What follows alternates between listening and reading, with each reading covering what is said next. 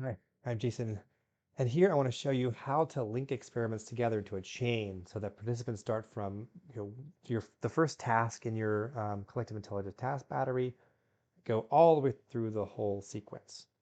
Now, there is no prescribed order for these tasks. You can do them in any order. And theoretically, if you wanted to, you could randomize them um, and maintain that randomization by passing some information through URLs. I'm not going to go into that.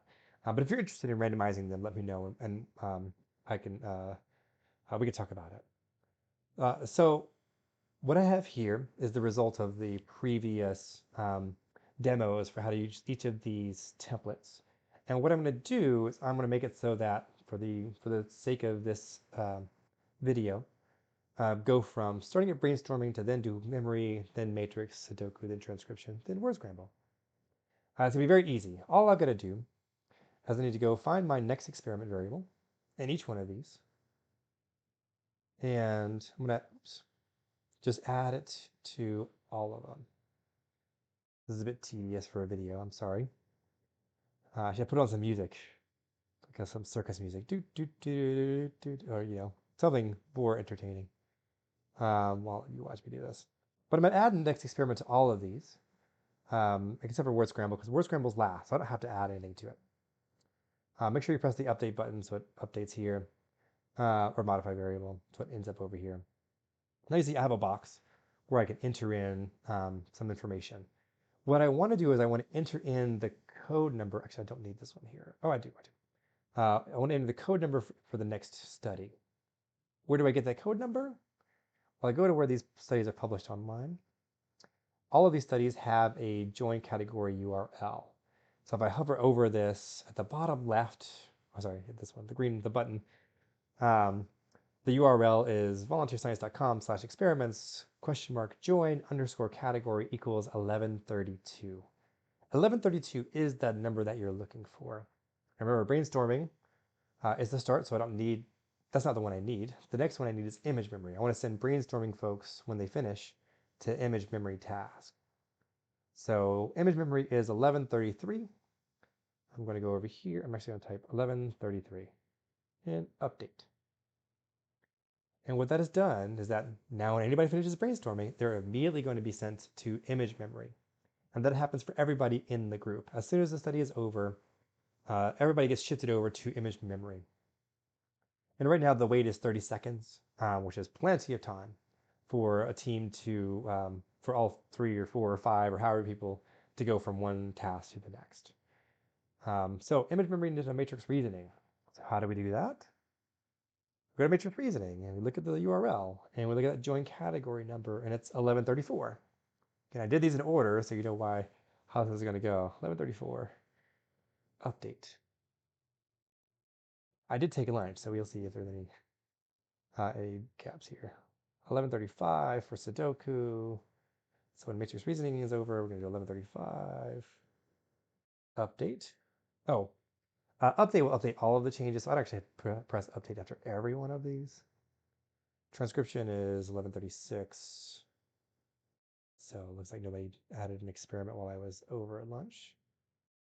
And then word scramble is 1137. So transcription is going to take everybody to 1137. Press update. They're all saved now. So that's how you do it. Brainstorming is going to then send people to image memory. Image memory is then going to send people to matrix reasoning, reasoning to Sudoku, Sudoku to transcription, and then transcription to word scramble. And because word scramble by default has next experiment at blank, the study will end when they're done with word scramble. If you wanted to add a separate sort of end task, or if you wanted to add a pre-task, you could do that. All you have to do is create a next experiment variable in your own study. As long as it's as long as it's all lowercase, so with that underscore between next experiment, volunteer science will recognize it. And that's all you need to do to add a task at the beginning of the CITB, or add one at the end, or to link your own experiment tasks. So that's it. Now we have a full CITB. We'll be able to link participants from one task to the next because they will have the same user ID, even if they're not signed into Volunteer Science.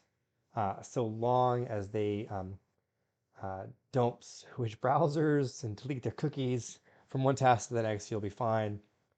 That's what you'll want to do.